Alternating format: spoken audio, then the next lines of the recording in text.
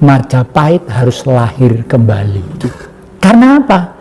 Karena Majapahit dulu yang memperkuat Jawa. Orang Jawa itu filosofisnya, jadi cita-citanya hanya satu, hamemayu hayu ing bawono. Jadi oleh karena itu politik yang akan datang itu bukan ditentukan oleh orang-orang pinter yang bergelar macam-macam itu, tapi ditentukan oleh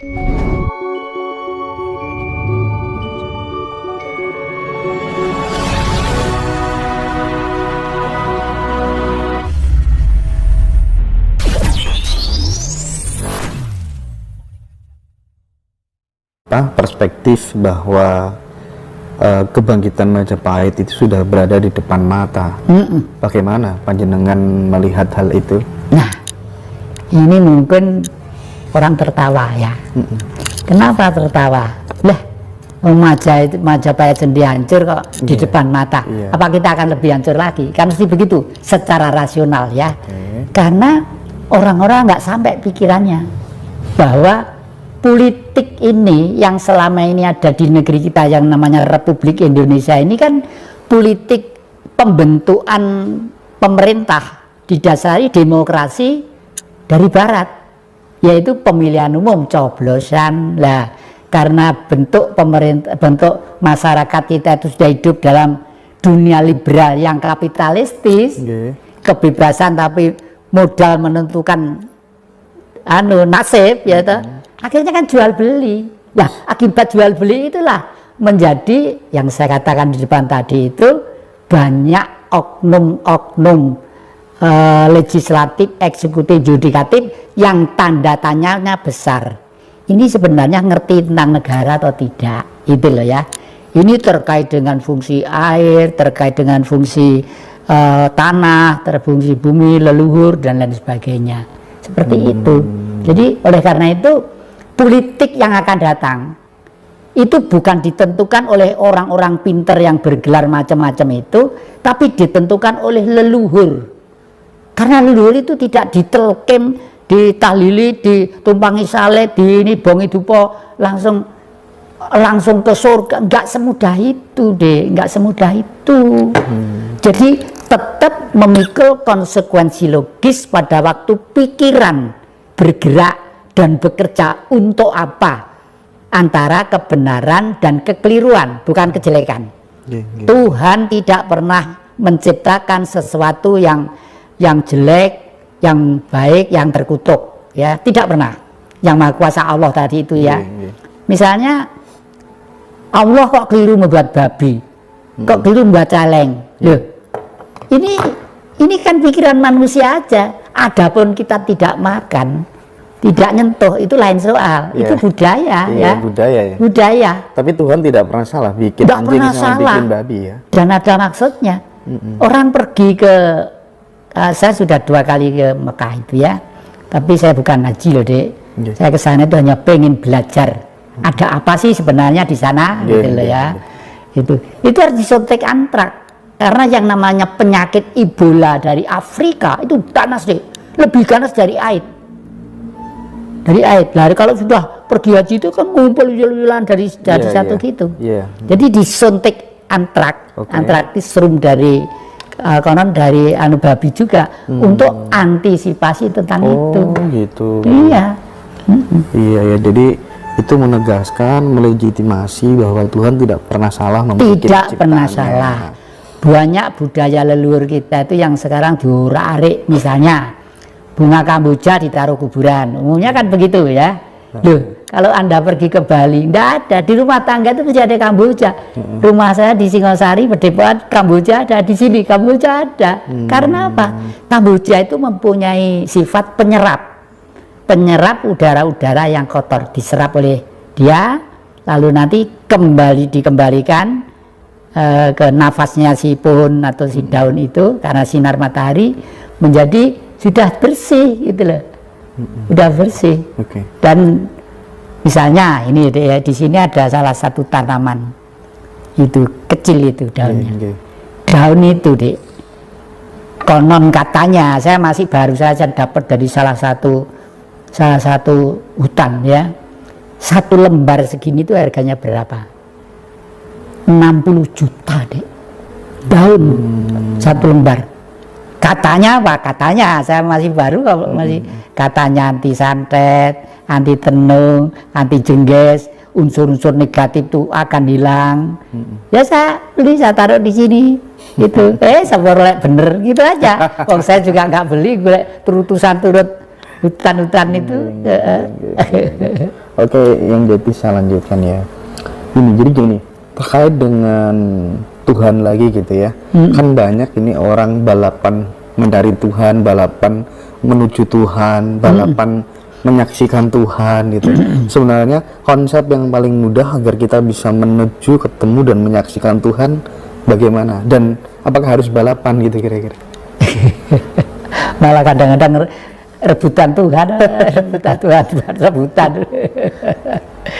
Justru mencari itu kalau keluar itu keliru, mencari itu ke dalam. Tadi kan saya terangkan, Tuhan itu cahaya, sinarnya Allah. Allah tuh seru sekalian alam, ya matahari, ya bulan, ya planet, ya air samudra yang sedemikian banyaknya itu. Makanya di dalam ceramah tadi saya katakan bentuk Tuhan itu adalah air itu. 80% tubuh kita juga air, bumi itu juga dibuntel oleh air. Lah kok nggak korat-karit ini segala macam. Yang Tuhan memang beliau berkehendak untuk ada. Tapi selain air, bentuk Tuhan tetap ada kan ya? Tetap ada, dan di mana-mana kan mendapat sinar Tuhan. Gitu kan. Di plastik ini, di meja ini, di kursi ini, di adik-adik itu.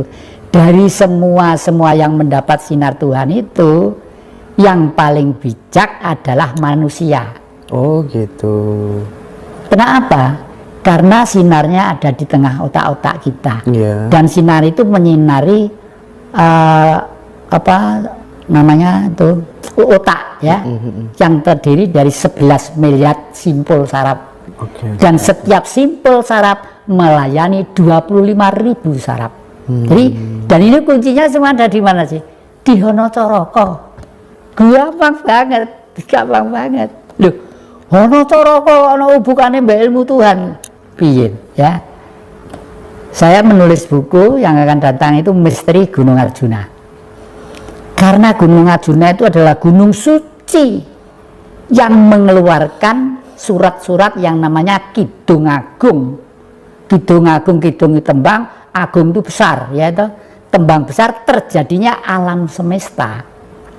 Oleh karena itu Gunung Arjuna dianggap gunung suci ya, lebih suci di sini daripada wilayah-wilayah yang lainnya. Bahkan saya ingat waktu saya masih punya teman kuartet S ya dulu ya, kalau Grian tuh gini, ayo, pulau negara yang paling suci di mana? Waduh ya di sana, di Mekah, di Roma, di ini, di gitu. Enggak, di mana? Di Pulau Jawa. Loh kok gitu? Buktinya ada kota namanya Kudus, gitu. Di kota namanya Kudus, yang lainnya itu loh di Roma kalau ada Kudus. Dan kita ada Kudus. Kudus itu artinya suci kan lah ya. Oke. Makanya disebut Roh Kudus ya itu ya. Itu kucek waktu kuartetes dulu. Ini kebetulan banyak yang pertanyaan dari teman-teman penggemar panjenengan gitu. Saya bertugas untuk menyampaikan satu-satu ini.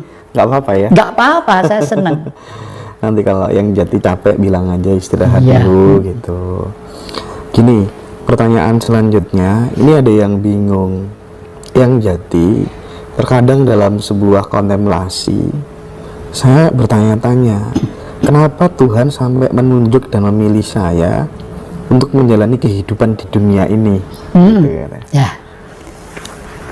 Kita seperti yang saya sampaikan, kita lahir itu tidak bisa minta. Mas Indra tidak bisa minta, adik-adik tidak minta, Tuhan tolong Indra dilahirkan, Tuhan tolong jadi, Allah tolong jadi dilahirkan, nggak bisa. Nggak bisa. Semua itu karena gerenjet Allah.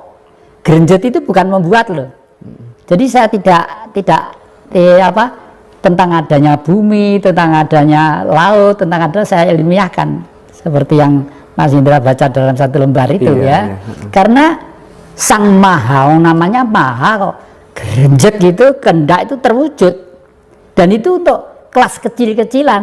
Banyak orang yang seperti itu, seperti yang saya katakan kemarin, orang tanya kepada si apa Mbah, ini nanti sepak bola ini menang atau tidak. Orangnya hanya diam sebentar. Padahal orangnya tidak punya TV, tidak punya apa-apa, belangkonan gitu. Waduh, dereng wancinipun itu. Jawaban ini sopan, dereng wancinipun. Artinya dereng kuat. Kan tanya kepada Tuhan itu. Iya, jadi bener. seperti itulah. Salajan itu apa melatihnya juga sangat ringan, sangat gampang, tidak usah berdele-dele. Latihannya lewat apa ya? Latihannya lewat 5 dasar pokok pemahaman ya. Angen-angen bener, pikiran bener, tutur kata bener, pribadi bener, bergaul bener. Lah, ajaran 5 kebenaran ini sudah dimulai 500 tahun sebelum Masehi.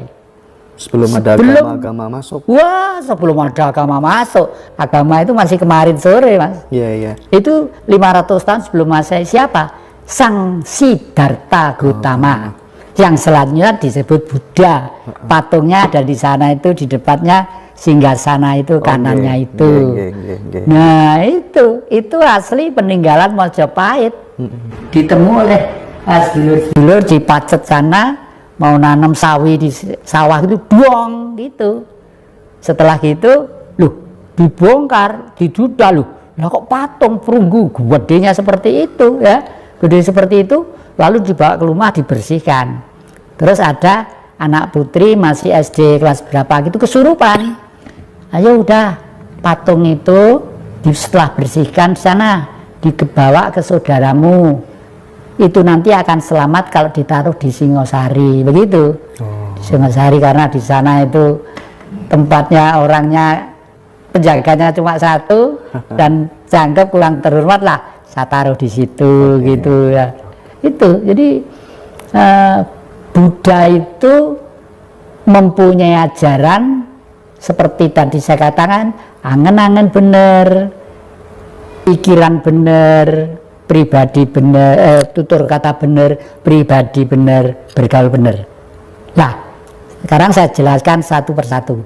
Angen-angen, kenapa angen-angen? Tidak ada manusia yang tidak punya angen-angen. Seluruh manusia itu punya angen-angen. Makanya kita tidak boleh membedakan manusia satu dengan yang lainnya. Entah itu kritang, entah keriting, entah itu gelap seperti negro, entah itu kuning seperti Anglo-Saxon Eropa, entah itu kuning seperti Mongol atau Cina, entah itu seperti apalah. Gak ada. Karena semua di dalam tubuh itu ada Tuhan. Nah, lalu dan kenapa setiap manusia punya angen-angen? Karena setiap manusia punya perut. Hubungannya perut sama angen-angen apa toh, Mbah? Setiap titah yang hidup ya, itu pasti dikasih perut. Entah burung, entah cacing, entah ular, entah gajah, entah harimau, dikasih perut. Ya. Mungkin gaib aja, nggak dikasih perut. Kalau dikasih mungkin makanannya lainnya. Dari perut itulah timbul angan-angan. Karena apa? Setiap manusia kalau perutnya lapar kan mesti cari makanan. Kalau ngelak mesti cari minum, itu loh. Nah, kalau minum misalnya, saya kok lapar ya, saya pengen makan, pergi ke dapur, loh, belum masak, ternyata baru ngeraya isa anak dompet anak duit pora dibuka dulu, nggak langsung ke warung. Gue kadung di warung, kadung bu sate 10, gulai 1 porsi, ini 1 porsi tambahin dibaik. Dompetnya kan no duitnya. Itu kan perlu pikiran, ya perlu pikiran. Misalnya seperti itu. Nah, teori ribuan tahun yang lalu itu dimodernisir oleh Bung Karno di era milenium ketiga. Tahun sekitar abad 19, nanti ajaran itu untuk tahun 3000 yang akan datang. Namanya itu apa? Marhainisme. Jadi semua kitab suci, Taurat, Zabur, Injil, Al-Quran, tujuannya satu, jangan menindas kepada orang lain, jangan eksploitasi kepada orang lain, jangan menghina kepada kehidupan yang lain, salinglah harga menghargai. Makanya sila yang pertama itu disebut ketuhanan yang Maha Esa. Dengan ketuhanan yang Maha Esa, semua sadar. Makanya di dalam perisai Pancasila ditaruh di tengah gambare bintang sinar 5, karena waktu manusia diciptakan itu ada 5 Adam, dan setiap Adam disiapin benua. Adamnya orang hitam dikasih di Afrika, Adamnya orang kuning dikasih di daratan Mongol dan Cina sana, Adamnya orang kuning dikasih di Eropa, Adamnya bangsa Indonesia Nusantara sebagai perwujudan Tuhan yang pertama dilahirkan di namanya Pulau Jawa. Ini tidak kok ekstrim Jawaisme, tidak, karena ini peristiwa ini terjadi jutaan tahun yang lalu. Ya, ini berkembang kan, selanjutnya berkembang menjadi Batak, menjadi Manado, menjadi ini begitu. Sama, mereka disiapin benua-benua, setelah itu ya berkembang begitu. Makanya kemarin itu pada waktu saya menerima tamu, saudara Greg dari Jerman dan satu Bu Valia dari Selandia Baru, itu Merlin apa siapa? Merlin dari Selandia Baru kesini tuh, saya kasih buku-bukunya, saya taruh di mana, entah di situ, entah di Singosari. Judulnya apa? Majapahit harus lahir kembali. Coba orang luar negeri seperti itu harapannya. Karena apa? Karena Majapahit dulu yang memperkuat Jawa.